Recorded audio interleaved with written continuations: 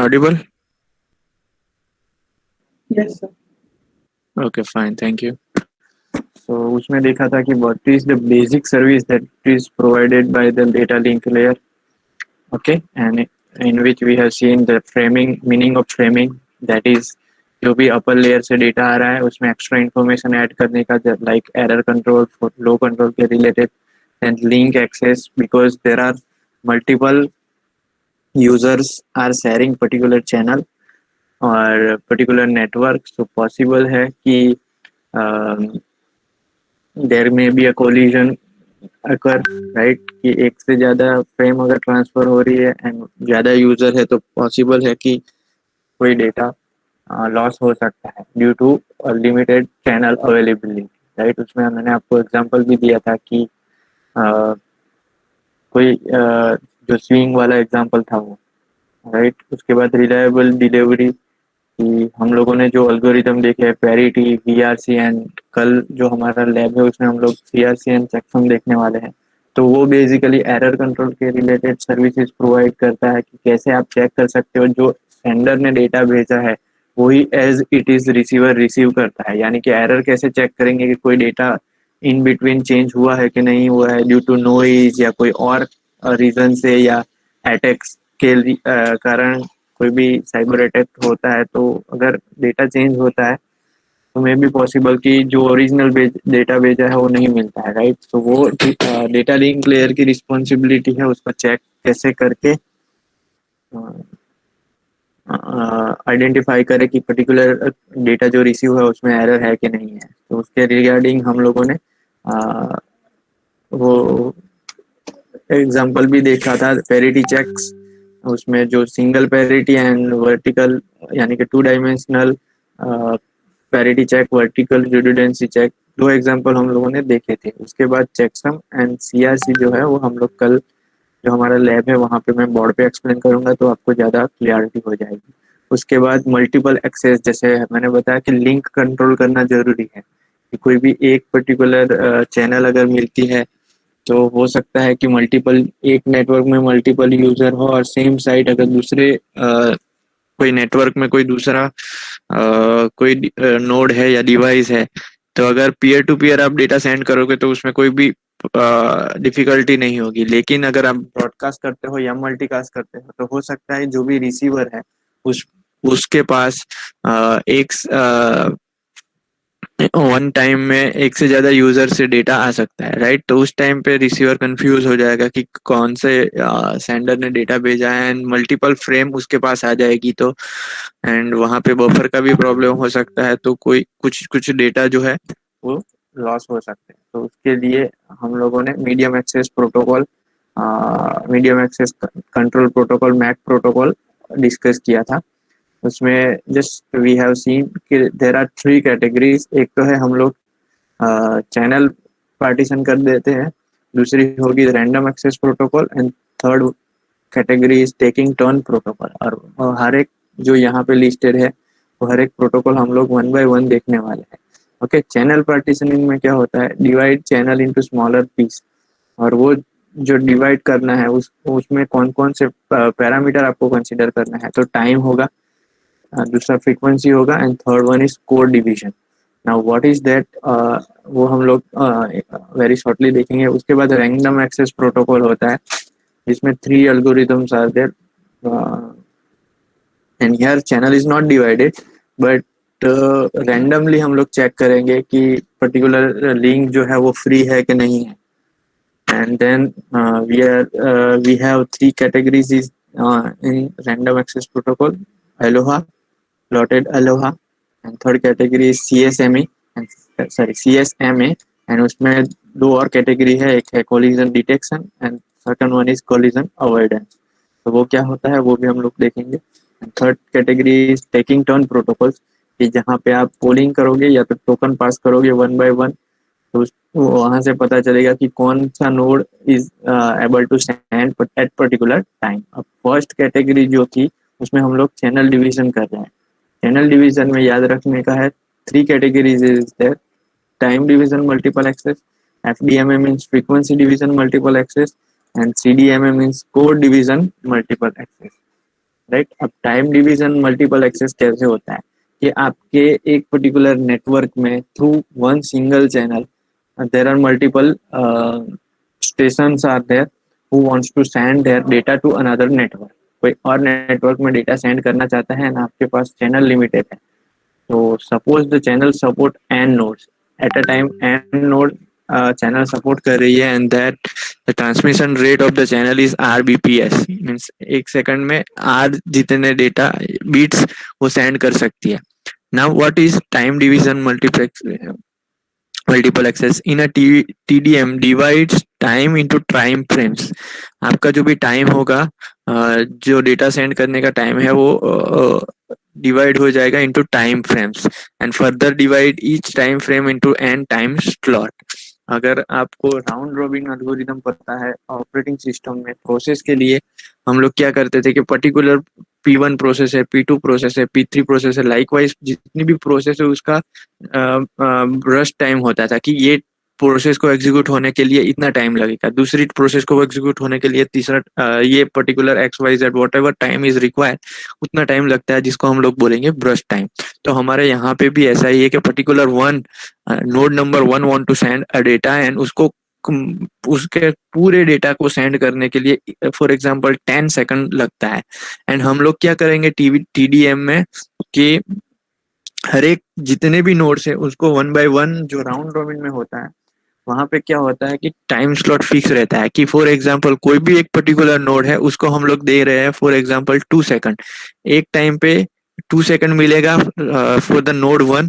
वो जो जितना भी डेटा है 2 सेकंड में भेज देगा, उसके बाद नेक्स्ट का टर्न आएगा, वो अपना 2 सेकंड लेगा और जितने भी डेटा है वो सेंड करेगा, फिर तीसरा आएगा, फिर चौथा आएगा, and what we have assume that node number one को अपना उसका पूरा डेटा फ्रेम सेंड करने के लिए हम लोगों ने एज्यूम किया था कि 10 सेकंड लगता है, राइट।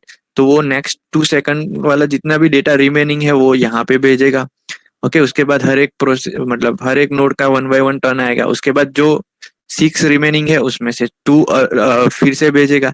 लाइकवाइज ये होता जाएगा, जैसा आपको राउंड रॉबिन एल्गोरिदम पता है ऑपरेटिंग सिस्टम के अंदर, पता है ना राउंड रॉबिन कैसे काम करता है? Yes, sir.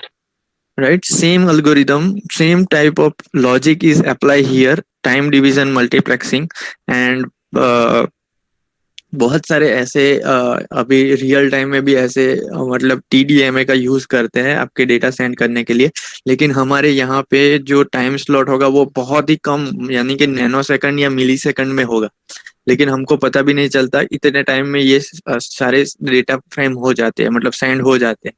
हाँ, चैनल जो होती है हमारे नेटवर्क, जो भी आप नेटवर्क यूज करते हो, जियो, एयरटेल, वोडाफोन, कुछ कुछ जगह पे TDMA यूज होता है अभी भी।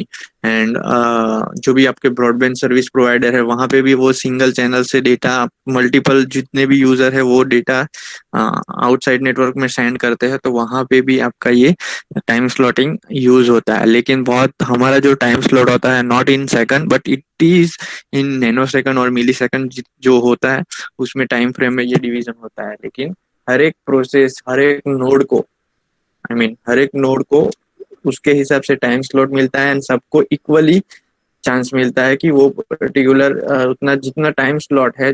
फॉर एग्जांपल हम लोगों ने एग्जांपल लिया उसमें 2 सेकंड का लिया था, तो वो 2 नैनो सेकंड 2 मिली सेकंड का लेते हैं, लेकिन वन बाय वन ट्राई करते हैं ताकि हर एक जो भी डेटा है उसको इक्वली चैनल का यूटिलाइज कर सके। जो भी चैनल अवेलेबल है, जो भी सिस्टम के पास मतलब नेटवर्क के पास जो भी चैनल अवेलेबल है उसका यूज कर सके, यूटिलाइज कर सके। So each time slot is assigned to one of the AND nodes. Whenever node has a packet to send, it transmits the packet's bit during its assigned time slot in a revolving TDMA frame। जैसे process round robin में हो रहा था कि जो time slot मिलता है और ब्रश टाइम के हिसाब से वो एग्जीक्यूट होता है particular process typically, and that is the avoiding, it is avoiding process में हम लोगों ने क्या अवॉइड किया था, क्रिटिकल सेक्शन, तो यहाँ पे हम लोग अवॉइड कर रहे हैं collision. Typically time slot size are chosen so that the single packet can be transmitted during a slot time. तो यहाँ पे बेसिकली पैकेट का कितना टाइम ले रहा है उसके हिसाब से स्लॉट एवरेज कितना पर्टिकुलर पैकेट कितना टाइम लेता है वन नोड से सेंड करने के लिए अनदर नोड में जाने के लिए कितना टाइम लगेगा, जैसे हम लोगों ने डिले देखा था 4 टाइप्स ऑफ, तो वो ओवरऑल डिले भी होता है हमारे एक्चुअल नेटवर्क में भी, क्योंकि प्रोसेसिंग में, फिर ट्रांसमिशन में, प्रोपोगेशन में, उसमें टाइम तो लगता ही है। सो उसके हिसाब से हम लोग टाइम स्लॉट डिसाइड करते हैं, जो भी इंडिविजुअली कंपनीज है, जो भी सर्विस प्रोवाइडर है, वो उसके हिसाब से अगर टीडीएमए यूटिलाइज कर रही है तो उसके हिसाब से वो टाइम स्लॉट सिलेक्ट करेगी। TDMA is attractive because it eliminate collision and it is perfectly fair, right? कि यहाँ पे एक टाइम पे सिर्फ एक ही यूजर इसका यूज कर रहा है, तो एक ही नोड उसको यूज कर रहा है, तो चांसेस बहुत कम है, आई मीन एलिमिनेट ही हो जाएगा collision. Each node gets a dedicated transmission rate of R divide by N BPS during each time frame. यहाँ पे कहने का मतलब ये है कि ओवरऑल जो था उसकी स्पीड आर मतलब 1 सेकंड में वो आर जितने बीट सेंड कर रही थी, तो यहाँ पे हर एक को इक्वली चांस मिलेगा, इक्वली बैंडविड्थ मिलेगी, so R by N BPS during each frame time. However अब उसके ये तो एडवांटेज है कि यहाँ पे कोलिजन तो होगा ही नहीं, एंड फेयर है, सबको इक्वली चांस मिलेगा, राइट? कि एक नोड नंबर 1 को भी 2 सेकंड ही मिल रहा है, 2 को भी 2 सेकंड ही मिल रहा है, 3 को भी, 4 को ही लाइक वाइज सेम टाइम मिल रहा है। किसी को याद है राउंड रॉबिन एल्गोरिदम का ड्रॉबैक क्या था?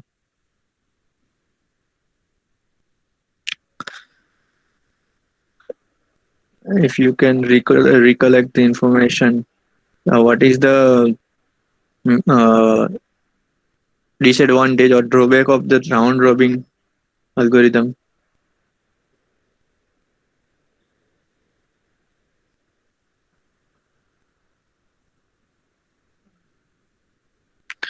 Okay, let's see. It has two major drawbacks. First, a node is limited to average rate of R divided by n bps, even when it is only node with the packet to send. यहाँ पे ऐसा हो सकता है कि अगर node number 1 के पास ही data packet send करने के लिए है, बाकी 3 2 3 4 एज्यूम करो कि उसके पास डेटा सेंड ही नहीं करने के पास, मतलब उस उन लोगों के पास, ये नोड के पास कोई भी पैकेट सेंड करने के लिए है ही नहीं, तो भी क्या होगा, 1 को फ्रिक्वेंटली वेट करना पड़ेगा, राइट? क्योंकि 2 3 4 का इक्वली हम लोगों ने डिवाइड किया कि सबको चांस मिलेगा, एंड सबको 2 सेकंड फॉर एग्जांपल मिल रहा है टाइम स्लॉट, तो 2 आएगा, 2 सेकंड उसके पास डेटा नहीं है, फिर भी वो वेट करेगा। उसके बाद नेक्स्ट आएगा 3, नोड नंबर 3, वो उसके पास भी अगर पैकेट सेंड करने के लिए नहीं है, फिर भी उसको 2 सेकंड का स्लॉट तो मिलेगा ही मिलेगा, राइट? तो ऐसे में क्या होगा, हमारी जो ओवरऑल बैंडविड्थ हो वो वेस्ट होगी, as well as node number 1 जो है उसको वेट करना पड़ेगा। Even it has data to send, but 2 3 4 has no data to send, still they are getting a slot for the execution, so that's why one has to be wait until 2 3 and 4 respectively execute their means take their bandwidth for sending a particular data. So that is the disadvantage, one disadvantage. And second drawback is that node must always wait for turn in a transmission sequence again, even when it is the only node with a frame to send। यहाँ पे दोनों को कहने का meaning यही है। पहले का कहने का मीनिंग ये है कि अगर किसी नोड के पास डेटा सेंड करने के लिए नहीं है, तो हमारी उतने टाइम की बैंडविड्थ वेस्ट होगी, क्योंकि उस टाइम पे हमारी चैनल आइडल रहेगी। एंड दूसरी जो है, दूसरा ये है कि जो भी प्रोसेस हो, मतलब जो भी नोड होगा उसको वेट करना पड़ेगा जब तक उसका नेक्स्ट स्लॉट नहीं आ जाता। एंड अगर 2 3 4 रिस्पेक्टिवली उसके पास अगर डेटा सेंड करने के लिए है ही नहीं, still they are getting chance, so one has to wait for that period of time. So that is all about TDM. Basic idea यही है कि हर एक जितने भी बैंडविड्थ चैनल को मिली है, वो हर एक उसके पास इक्वली डिवाइड होगी, एंड टाइम स्लॉट में डिवाइड होगी, एंड जो भी आपका टोटल पैकेट करने टाइम है वो हम लोग इक्वली डिवाइड करेंगे। या तो ऐसा एग्ज्यूम करते हैं कि हर एक स्लॉट जो भी होगा, वो स्लॉट हमारे पास स्लॉट जो भी होगा वो इक्वली हर एक नोड को इंडिविजुअली दिया हुआ है। Okay, so clear with TDM है? Yes. Yes, sir. Okay, next is FDMA, यानी कि frequency division multiple access, and ये भी बहुत अच्छी टेक्नोलॉजी है for your channel utilization. FDM divides RBPS channel into different frequency and assign each frequency to one of the n nodes. Right, यहाँ पे क्या होगा, आपकी जो ओवरऑल बैंडविड्थ है उसको हम लोग स्लॉट में डिवाइड करेंगे कि फॉर एग्जांपल ओवरऑल फ्रीक्वेंसी दिया हुआ है कि for example 10 kilohertz to 10 kilohertz, तो हम लोगों ने अगर एग्जाम्पल लिया जाए कि 10 किलो हर्ट्ज हमारे पास है फ्रीक्वेंसी, या तो 1 kilohertz to 10 kilohertz की फ्रीक्वेंसी है, तो हम लोग क्या करेंगे, चैनल के पास चैनल को इक्वली डिवाइड कर देंगे कि यूजर डी के लिए फॉर एग्जांपल 2 किलो हर्ट्ज, फिर sorry, from the bottom to top चले जाते हैं कि 1 किलो हर्ट्ज से लेके 10 किलो हर्ट्ज की हमारे पास फ्रीक्वेंसी, हम लोग क्या करेंगे, 1 kilohertz to 2 kilohertz के लिए यूजर ए को देंगे, उसके बाद 3 किलो हर्ट्ज को हम लोग गार्ड बैंड रखते हैं। अब गार्ड बैंड क्यों रखते हैं वो भी हम लोग, मैं बताता हूँ आपको। फिर 3 ऑलरेडी एक ओपन रखा है गार्ड बैंड के लिए, फिर 4 to 5 यूजर बी के लिए, फिर 6 अगेन ब्लैंक रखी है, फिर 6 किलो हर्ट्ज टू 7 यूजर रखी है, 8 खाली है, फिर 8 के ऊपर जो भी है 8.12 लेके 10 किलो हर्ट्ज यूजर डी के लिए रखिए। अब गार्ड बैंड क्यों रखते हैं कि अगर हमारे पास एडजेसेंट फ्रीक्वेंसी अगर गार्ड बैंड नहीं रखेंगे तो हो सकता है कुछ कुछ टाइम पे फ्रीक्वेंसी में मतलब नॉइज या उसके कारण ओवरलैप हो सकती है। अब फ्रीक्वेंसी डिवीजन मल्टीप्लेक्सेस क्या है, आप लोग डेली में एफएम शायद सुना होगा आप लोग, राइट। एफएम में चैनल क्या होता है कि फॉर एग्जांपल रेडियो मिर्ची है तो 98.3, फिर रेड एफएम है तो 95.0, तो ये फ्रीक्वेंसी पर्टिकुलर यूजर को दी गई है, यानी कि जो भी चैनल है, रेडियो मिर्ची है, रेड एफएम है, राइट, बिग एफएम है, तो उन लोगों को फिक्स फ्रीक्वेंसी दी हुई है। इवन आप जो भी चैनल टीवी पे देखते हो, राइट, कोई भी चैनल देखोगे, स्टार प्लस है, जी टीवी है, सोनी है, वो उन लोगों को क्या है कि फिक्स फ्रीक्वेंसी दी गई है।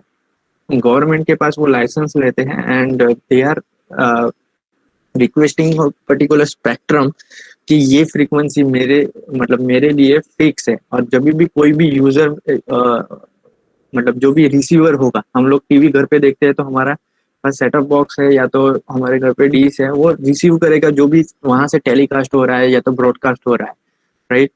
तो उन लोगों को फिक्स फ्रीक्वेंसी दी गई है, तो वो हमारे उसको हम लोग जो भी चैनल वाइज जो भी आप टेलीविजन देख लो या रेडियो देख लो, तो उसमें फ्रीक्वेंसी डिवीजन मल्टीपल एक्सेस यानी कि एफडीएमए यूज होता है। तो यहाँ पे क्या है कि जो भी यूजर होगा उसको डेडिकेटेड फ्रीक्वेंसी मिलती है, राइट। जैसे मैंने एग्जांपल लिया, रेडियो मिर्ची है, रेड एफएम है, बिग एफएम है, दूसरी माई एफएम, और बहुत सारी चैनल अभी एग्जिस्टिंग में है, राइट। तो उन लोगों को आप लोगों ने ऑब्जर्व किया होगा कि ये फ्रीक्वेंसी पे ही चलता है, रेडियो मिर्ची होगा 98.3 पे ही चलता है। दूसरी चीज आप लोगों ने ऑब्जर्व किया होगा कि अगर मेरा एक चैनल 98.3 है तो उसके आजू बाजू में यानी कि 98.0 से लेके 98.5 तक कोई भी चैनल नहीं होगी। क्यों? क्योंकि उतनी जो चैनल है वो गार्ड बैंड होती है। गार्ड बैंड का मीनिंग क्या है, अगर हम लोग फॉर एग्जांपल पर्टिकुलर एक चैनल को 98.3 दे दिया, दूसरी चैनल को 98.2 देता हूं मैं, राइट, तो वहां पे काफी बार ऐसा महसूस करोगे कि एक दूसरे की चैनल पे ओवरलैप हो जाती है। तो इसीलिए गार्ड बैंड रखते हैं। गार्ड बैंड का यूज यही है कि जो भी पर्टिकुलर यूजर ए को कोई फ्रीक्वेंसी दिया हुआ है, हो सकता है कुछ नॉइज के लिए कारण या तो कोई एटमोस्फियर, क्योंकि फ्रीक्वेंसी है या तो फ्रीक्वेंसी है, तो फ्रीक्वेंसी बेसिकली उसमें बहुत सारे फैक्टर इफेक्ट करते हैं। जैसे मैंने आपको बताया था, वेदर इफेक्ट करता है, फिर हमारे घर पे जो भी इलेक्ट्रिसिटी आती है, एसी पावर आता है, तो एसी पावर में भी फ्रीक्वेंसी होती है। हमारे इक्विपमेंट है, लैपटॉप है, माइक्रोवेव ओवन है, एयर कंडीशनर है, बहुत सारे ऐसे इक्विपमेंट हैं जो एसी पावर पे वर्क करते हैं, तो उसकी भी फ्रीक्वेंसी वहाँ पे यूज होती है, तो उसके कारण नॉइज यूज होता है, राइट, नॉइज आता है। तो इसीलिए गार्ड बैंड रखते हैं ताकि जो भी यूजर बी है, यूजर ए के जो भी डेटा सेंड हो रहा है वो एक दूसरे में ओवरलैप ना करे। राइट, बिकॉज अगर हम लोग सेम फ्रीक्वेंसी या नियर बाई फ्रीक्वेंसी रखेंगे तो एक दूसरे की ओवरलैप हो जाएगा एंड अगेन कोलिजन हो जाएगा एंड हमारा डेटा लॉस्ट हो सकता है. So FDMA is nothing but it divide your channel into different frequency and assign each frequency to one of the AND nodes. यानी कि user wise frequency को allocate करेंगे. FDM thus create n smaller channel of R divided by n BPS out of single larger R BPS channel. एक bandwidth को हम लोग divide कर सकते हैं. राइट. इवन ऐसा भी होता है कि फॉर एग्जांपल आपके घर में कोई इंटरनेट आ रहा है 10 Mbps का, फिर अगर वहां पे यूजर बढ़ते हैं तो आप ऐसा कर सकते हो कि यूजर ए को 3 Mbps की स्पीड दे सकते हो, फिर दूसरे यूजर को 2 Mbps की, फिर दो यूजर को 1 Mbps को डिवाइड कर सकते हो. तो आप ऐसा भी कर सकते हो. राइट. बहुत सारे कंपनीज आपको पता ही होगा कि आप जियो यूज करते हो. राइट. तो आप पर्टिकुलर कोई भी प्लान लेते हो या GTPL या कोई भी ब्रॉडबैंड लेते हो तो वहां पे आपको पैसे के हिसाब से आपको स्पीड मिलती है. एंड अगर आप डेली इंटरनेट यूज कर रहे हो एंड आपका पैक खत्म होता है, फॉर एग्जांपल 155 GB का प्लान है, तो जैसे ही खत्म होता है आपकी स्पीड कम हो जाती है. राइट. तो यहाँ पे वो ये भी पॉसिबल है कि पर्टिकुलर एक फिक्स बैंडविड्थ को आप डिवाइड कर दो अपने यूजर्स. राइट. तो वो भी पॉसिबल है यहाँ पे FDM. एक सिंगल स्पीड आर को आप R/N BPS में डिवाइड कर सकते हो. FDM share both the advantage and disadvantage of TDM. Okay, it avoid collision and divide the bandwidth of fairly among end nodes. हर एक को कहते हैं ना कि सबको मौका मिलेगा एंड सबको अलग अलग फ्रीक्वेंसी मिलेगी. एंड अगर जैसे ही फ्रीक्वेंसी आपकी मतलब यूजर बहुत सारे बढ़ जाते हैं तो अगेन नेक्स्ट फ्रीक्वेंसी आपको लेनी पड़ती है. FDMA also share principal disadvantage of TDMA. A node is limited to bandwidth of R divided by even when it is only node with the packet to send. अब यहाँ पे ऐसा नहीं है कि हम लोगों को एक दूसरे नोड पे डिपेंड रहना पड़ेगा, ऐसा नहीं. यहाँ पे जो भी आपकी बैंडविड्थ है वो इंडिविजुअली दी गई है, आप उसका यूटिलाइज करके कभी भी डेटा सेंड कर सकते हो, रिसीव कर सकते हो. जबकि प्रीवियस केस में था क्या था कि दूसरा यूजर अगर चैनल को यूटिलाइज कर रहा है तो आपको वेट करना पड़ेगा. अगर उसके पास टाइम स्लॉट है एंड उसके पास डेटा नहीं है फिर भी उसको टाइम मौका तो मिलेगा ही, उसका टर्न तो आएगा ही. एंड उस टाइम पे अगर फॉर एग्जांपल सेकंड नोड के पास डेटा सेंड करने के लिए नहीं है फिर भी वो डेटा सेंड मतलब उसको टाइम स्लॉट तो मिलेगा एंड वन को वेट करना पड़ेगा. तो ये यहाँ पे एलिमिनेट हो रहा है. पता चला FDMA. यहाँ पे FDMA और उसके में बहुत इन डेप्थ भी आपको नॉलेज लेना हो तो आप मतलब गूगल या वो कर सकते हो, क्योंकि TDMA FDMA का अगर आपको नॉलेज है तो आप मतलब बहुत अच्छा है अभी, बिकॉज मार्केट में उसकी बहुत डिमांड है.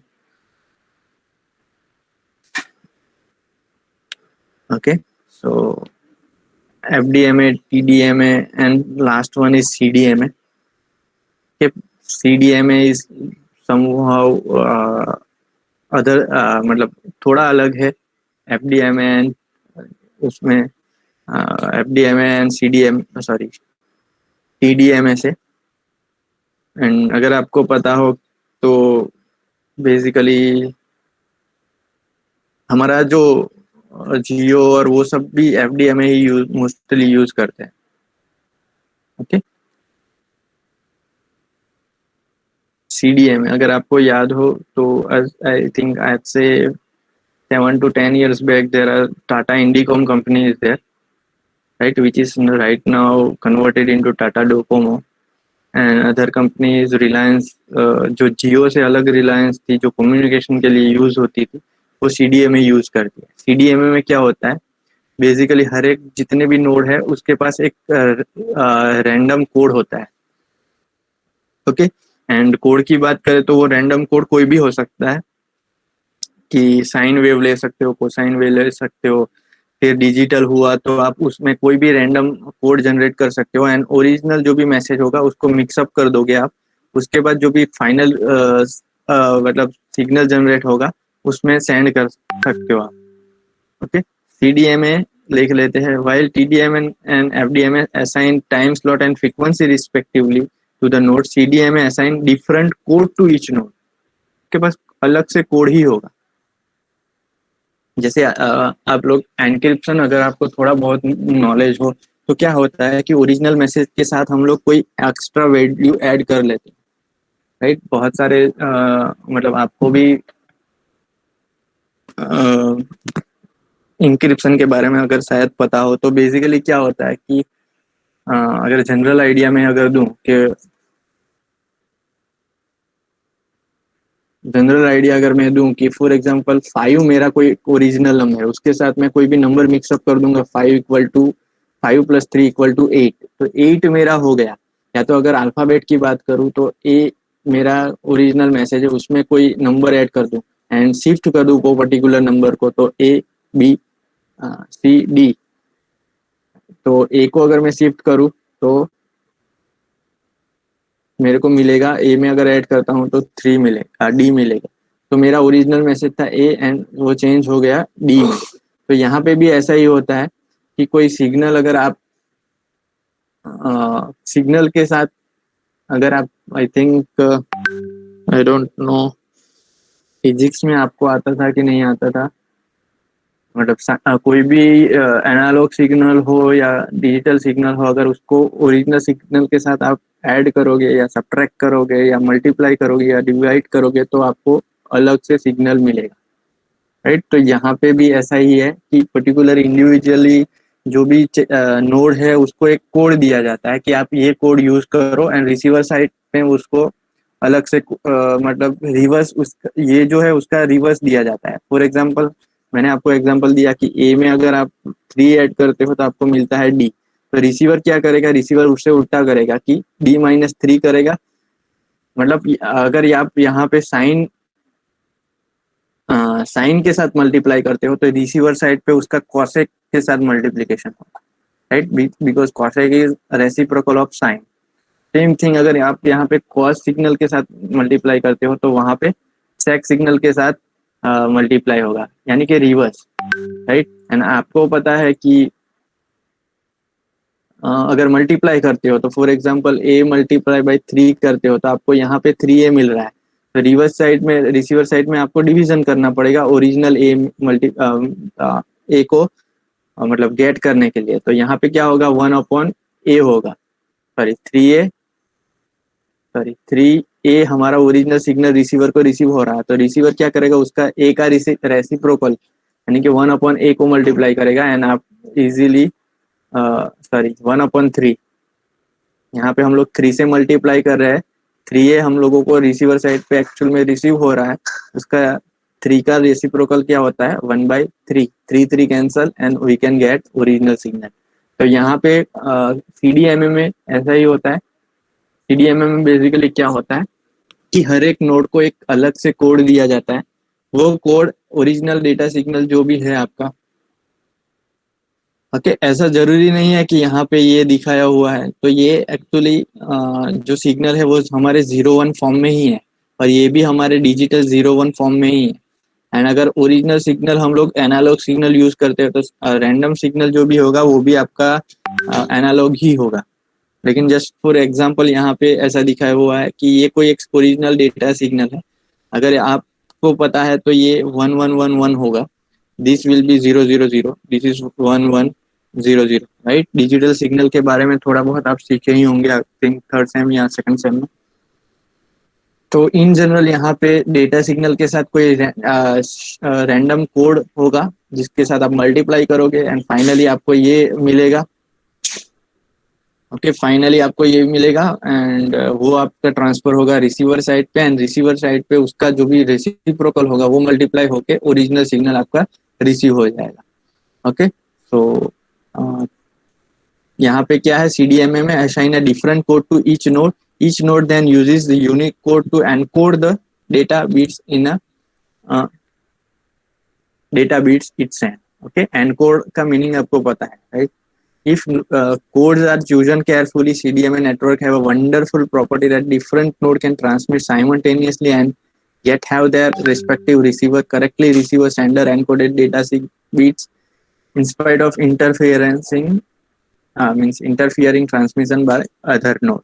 तो यहाँ पे हर एक नोड के पास खुद का एक कोड होगा, एंड खुद के कोड के साथ अगर वो मल्टीप्लाई करेगा तो रिसीवर साइड पे भी उसको पता चल जाएगा कि yes this code has been received from, means final message is received from this node, so I have to reverse it and means decode and encode, right. यहाँ पे एनकोड होगा, रिसीवर साइड पे डिकोड होगा, and original signal आप receive कर सकते हो। CDMA has been used in military system, okay, army and that military system is using this because, right, आपको बहुत सारी मूवी में देखा होगा कि पर्टिकुलर प्लेस का नाम वो अल्फा बीटा या ऐसा कर देते हैं, एंड लाइकवाइज कोड दिया जाता है, right.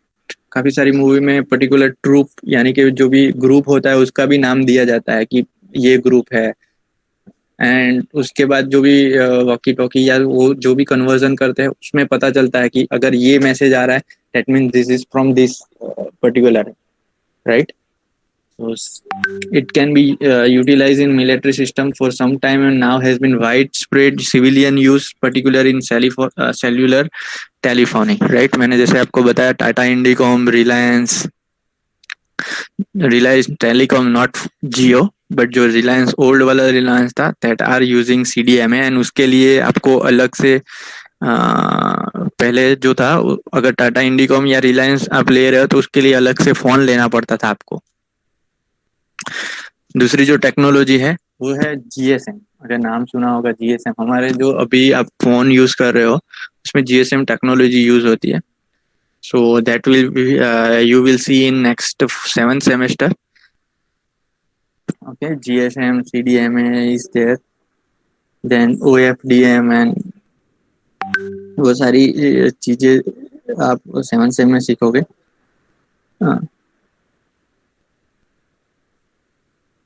Okay, GSM, then Edge network is there, HSPA network is there. Now, currently, VoIP, voice over IP, and वो Vault and वो सारे सीख रहे हो, राइट। तो जो हमारा जो अभी का जो फोन है that is GSM, global system for mobile communication we are using, and Reliance communication and Tata Indicom was using CDMA, code division multiple access. तो उसमें बेसिक आइडिया यही है कि पर्टिकुलर यूजर को आपका यूजर को एक कोड दिया जाता है, right. Because CDMA's use is so tightly tied to the wireless channel, it will suffer to know that CDMA flow like time slot in TDMA and frequency in FDMA can be allocated to the multiple access channel users। Code जो है वो हम लोग multiple user को दे सकते हैं, same को। That is all about this channel division. Channel में हम लोगों को डिवाइड किया, एक क्या किया, हर एक नोड को टाइम स्लॉट में डिवाइड किया, कि पूरी चैनल को टाइम स्लॉट में डिवाइड किया ताकि 1 by 1 हम लोग उसका यूज कर सके। मतलब नोड जो है जो भी होगा वो 1 by 1 यूज करेगा, एंड पॉसिबल कोलिजन का पॉसिबल नहीं है, लेकिन उसके डिसएडवांटेज ये है कि जिसके पास डेटा सेंड करने के लिए नहीं होगा फिर भी वो चैनल का यूज करेगा, एंड उसकी वजह से हमारी यूटिलिटी घट जाएगी, बैंडविड्थ का यूटिलाइजेशन होगा वो वेस्ट जाएगा, क्योंकि उस टाइम पे चैनल आइडल रहेगी। एंड सेकंड थिंग कि जो भी एक्चुअल में नोड के पास डेटा सेंड करने के लिए है उसको वेट करना पड़ेगा। तो दैट इज CDMA।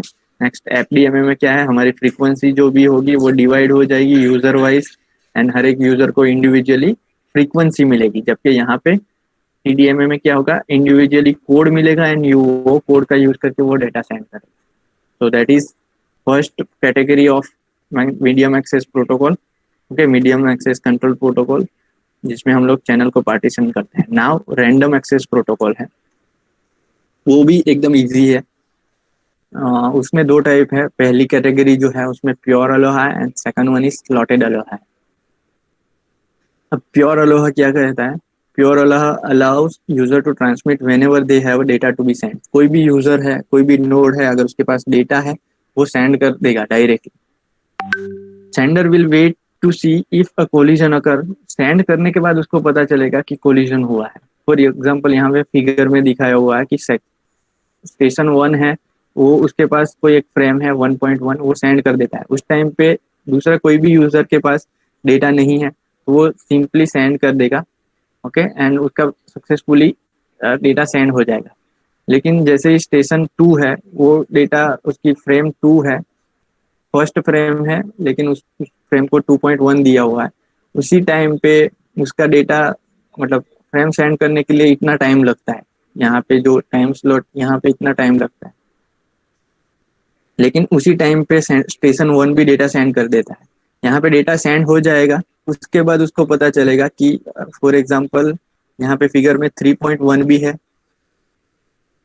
तो अगर आप लोग एक साथ सभी फिगर को ऑब्जर्व करोगे, मतलब सभी नोड को कंसीडर करोगे, तो जैसे ही फ्रेम 1.1 सेंड होता है, उसके बाद स्टेशन 3 ने अपना फर्स्ट फ्रेम सेंड किया है। लेकिन स्टेशन 2 एंड स्टेशन 4 को पता नहीं है कि उसी टाइम पे ऑलरेडी स्टेशन 3 का फ्रेमिंग, मतलब डेटा सेंड चल रहा है, उसको पता नहीं है।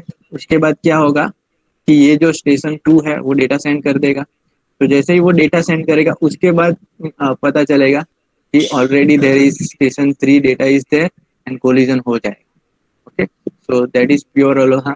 इफ तो अब कोलिजन होता है तो क्या करना है? इफ कोलिजन अगर station involve wait a random amount of time then tries again. तो क्या होगा, हर एक स्टेशन जो भी होगा, जिसको पता चलता है कि कोलिजन हुआ है, हमारा जो भी फ्रेम है वो फेल्ड हुआ है, तो वो क्या करेगा, random amount of time wait करेगा। तो system in which multiple users share a common channel in a way that can lead to conflict are widely known as a contention system.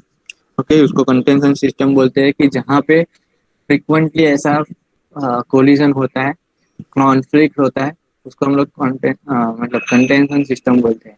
whenever two frame try to occupy the channel at the same time there will be collision and both will be garbled, दोनों का data failed हो जाए। And if the first bit of the new frame overlap with the just last bit of the frame almost finished, both frame will totally destroy and both will have to be transmitted later. तो यहाँ पे कहने का meaning ये है कि for example कोई एक फ्रेम सेंड हो रही है, उसका लास्ट बीट भी अगर सेंड होना बाकी है, एंड उसी टाइम पे अगर कोई दूसरा स्टेशन सेंड करता है, फिर भी वहां पे कोलिजन अकर होगा एंड दोनों फ्रेम हम लोगों को डिस्कार्ड करनी पड़ेगी। के दोनों फ्रेम हम लोगों को डिस्कार्ड करनी पड़ेगी। क्यों? क्योंकि कोलिजन हुआ है इसलिए। चाहे ये फ्रेम लास्ट बीट ही उसका क्यों ना सेंड हो रहा हो, एंड उसी टाइम पे अगर कोई दूसरा स्टेशन स्टार्ट करता है सेंड करने के लिए, फिर भी कोलिजन होगा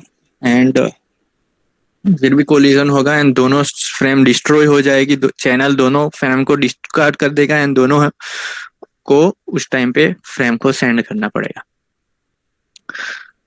Okay, so what is the efficiency of Aloha channel? Let the frame time denote the amount of time denote to transmit the standard fixed length frame. तो ये प्रोबेबिलिटी कैलकुलेट किया हुआ है। ओके, तो अगर एग्जाम में सिर्फ डिफरेंस पूछे तो आपको ये लिखने की जरूरत नहीं है, जस्ट आप ये बता सकते हो कि उसकी जो थ्रूपुट है जो 0.184 है।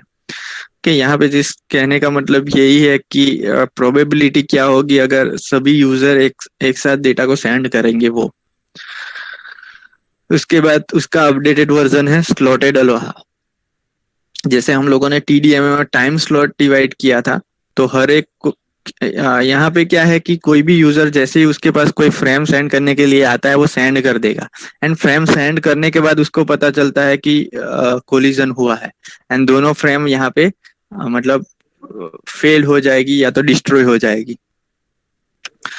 ओके, तो उसका अपडेटेड वर्जन है slotted Aloha. Slotted Aloha was invented to improve the efficiency of pure Aloha as the chances of collision in pure Aloha are very high.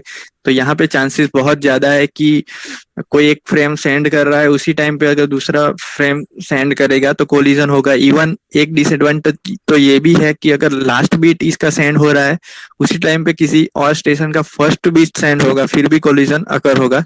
तो दोनों का टाइम वेस्ट होगा। दोनों कोलिजन के होते ही हमारा बैंडविड्थ जो है वो वेस्ट हो रहेगा। तो अब यहाँ पे क्या किया हुआ है कि स्लॉट दिया हुआ है कि एक slot, this is slot one, this is slot two, this is slot three, slot four, slot five and slot six है। अब क्या होगा यहाँ पे, क्या कहता है, in a slotted ALOHA the time of the share channel is divided into discrete interval slots called a slot. The station can send frame only at the beginning of the time slot. Okay. तो slot one अगर start हो रहा है, जो भी station है वो check करेगा कि अभी स्लॉट का टाइम स्टार्ट हुआ है कि नहीं। फॉर एग्जांपल स्लॉट वन 0 से 2 सेकंड तक चलता है, स्लॉट टू 2 से 4 तक चलता है, this is 4 to 6, 6 to 8, 8 to 10 likewise है। अब क्या होगा कि for example at a beginning means 0 second station one has a data to be send, right, उसके पास एक डेटा है, तो वो चेक करेगा कि स्टार्ट हो गया कि नहीं स्लॉट वन, तो वो उसी 0 सेकंड पे स्टार्ट करेगा। एंड आफ्टर 1 सेकंड स्टेशन 2, 3, 4, मतलब यहाँ पे एग्जांपल में देखे तो 2 और 3 के पास डेटा सेंड करने के लिए है, तो वो 1 सेकंड के बाद चेक नहीं करेगा, डेटा सेंड नहीं करेगा। वो कब सेंड करेगा, जब ये स्लॉट 2 शुरू होने वाला होगा, स्टार्टिंग टाइम उसका क्या है 2 सेकंड। भले इसके पास 1 सेकंड के पास डेटा आता है स्टेशन 2 और 3 के पास डेटा सेंड करने के लिए, लेकिन वो वेट करेगा कब तक, 2 सेकंड तक, यानी कि नेक्स्ट स्लॉट स्टार्ट होने तक वो वेट करेगा। ओके, स्टार्ट होने तक वेट करेगा एंड जैसे ही 2 सेकंड होता है दोनों सेंड करेंगे, एंड जैसे ही दोनों सेंड करेंगे तो दोनों एक दूसरे के साथ कोलाइड करेंगे एंड दोनों का डेटा डिस्ट्रॉय हो जाएगा। अगेन वो क्या करेंगे, दोनों दूसरे मतलब तीसरी स्लॉट के लिए वेट करेंगे एंड तीसरी स्लॉट जो है वो स्टार्ट हो रहा है 4 सेकंड के बाद, तो 4 सेकंड के बाद दोनों के पास डेटा है तो वो सेंड कर सकता है। लेकिन यहाँ पे एग्जांपल में दिया हुआ है कि 1 और 4, और यहाँ पे अगर कोलिजन हुआ है, ओके कोलिजन हुआ है, तो दूसरा जो करेगा वो एक जो होगा वो स्लॉट वेट करेगा एंड यहाँ पे रैंडम हमारे पास रैंडम मतलब टाइम डिवीजन है, मतलब रैंडमली इस अगर ये 2 सेकंड वेट करता है तो 3 has to wait for 4 second या उससे ज्यादा वो वेट करेगा, रैंडमली वेट करेगा एंड दोनों का वेटिंग टाइम जो होगा वो अलग अलग होगा। ओके, सेंड करने के लिए एक बार कोलिजन होता है तो वो फिर से सेंड करेगा, तो ऐसा नहीं है कि ये 2 सेकंड वेट कर रहा है तो ये भी 2 सेकंड, नहीं तो वो अगर दोनों 2 सेकंड के बाद डेटा सेंड करेंगे तो अगेन कोलिजन हो जाएगा। ओके, तो दोनों रैंडमली वेट करेंगे। ओके, तो इसीलिए यहाँ पे अलग अलग फ्रेम दिखाया हुआ है। तो कहने का मतलब यही है कि in slotted ALOHA if any station is not able to place the frame onto a channel at the beginning of the slot, it misses the time slot, then station has to wait until the beginning of the next time slot। जैसे 1 second के बाद उसको पता चलता है तो क्या होता है, उसको वेट करना पड़ेगा 2 सेकंड तक जब तक नेक्स्ट स्लॉट नहीं आ जाता।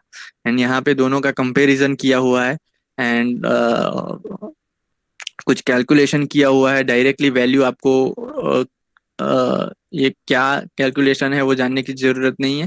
सिर्फ यहाँ पे ऐसा है कि स्लॉटेड अलोहा में थोड़ा जितना भी थ्रूपुट है यहाँ पे ऑलमोस्ट 0.184 था। ओके, तो यहाँ इसकी एक्यूरेसी मतलब प्योर अलोहा की 18% थी, जबकि अगर आप स्लॉटेड अलोहा यूज करते हो तो डबल हो जाएगी, यानी ऑलमोस्ट 37% तक आपको सक्सेसफुली ट्रांसमिशन मिलेगा। ओके, एंड एडवांटेज ये है स्लॉटेड अलोहा का, इस single node active node can continuously transmit at full rate of the channel and highly decentralized because each node detect collision and independently decide when to transmit। and slotted aloha is also an extremely simple protocol because यहाँ पे just आपको time slot ही divide करना है कि time slot कौन सा रखना है वो डिसाइड करना है, एंड उसके बाद जो भी टाइम स्लॉट होगा उसके बिगिनिंग पे ही डेटा सेंड कर सकते हैं पर्टिकुलर नोड। डिसएडवांटेज क्या है कि डिसएडवांटेज तभी होगा जब सेम मतलब सेम टाइम स्लॉट पे एक से ज्यादा नोड्स डेटा सेंड करेंगे। अगर उस टाइम पे सिंगल यूजर ही है तो as compare to pure aloha, कि प्योर अलोहा में क्या हो रहा था कि लास्ट बीट होगा एंड उसी टाइम पे अगर कोई दूसरा यूजर सेंड कर देता है फिर भी हमारे पूरा जितना सेंड हुआ है वो भी डिस्कार्ड हो जाएगा, राइट। तो यहाँ पे चैनल वो तो हम लोग अवॉइड कर सकते हैं। Okay, that's why it is simply protocol. Disadvantage क्या है? When there are multiple active node a certain fraction of slot will have a collision and will therefore be wasted. Ideal slot हो सकता है, okay, node may be able to detect collision in less than time to transmit a packet, and cross synchronization is required because slot का time कौन सा रखना है वो हर एक स्टेशन के बीच में सिंक्रोनाइज होना चाहिए, कि इसको पता होना चाहिए कि सभी के स्लॉट 2 जो है वो 2 सेकंड के बाद ही स्टार्ट होता है, स्लॉट 3 जो है वो 4 सेकंड के बाद ही स्टार्ट होता है, तो सबके बीच में सिंक्रोनाइजेशन होना जरूरी है। अब हो सकता है कि पर्टिकुलर स्लॉट में किसी भी यूजर के पास डेटा सेंड करने के लिए नहीं है, तो उस टाइम पे हमारा चैनल चैनल जो है वो आइडल रहेगा, सो that is also disadvantage. Okay, तो अभी आज के लिए इतना ही। एंड अगेन आपका जो मिड सेमेस्टर के लिए जो सिलेबस रहेगा वो अलोहा के लिए अलोहा तक ही रहेगा ये चैप्टर, यानी कि फर्स्ट चैप्टर पूरा एंड सेकंड चैप्टर जो है वो हम लोगों को चैनल पार्टीशनिंग प्रोटोकॉल तीनों कंसिडर करना है एंड रैंडम एक्सेस में हम लोगों को अलोहा एंड स्लॉटेड अलोहा ही रखना है, ये थर्ड से नहीं है। I will share this PDF file with you on a Google Classroom, so don't worry, and also upload the syllabus at a classroom. So there's that is उसमें ये जो है दो पोर्शन दो पार्ट रिमेनिंग है, CRC and checksum, that we will see in a tomorrow lab session. Okay, and यहाँ तक किसी को प्रॉब्लम है, कोई भी डाउट है तो पूछ सकते हैं।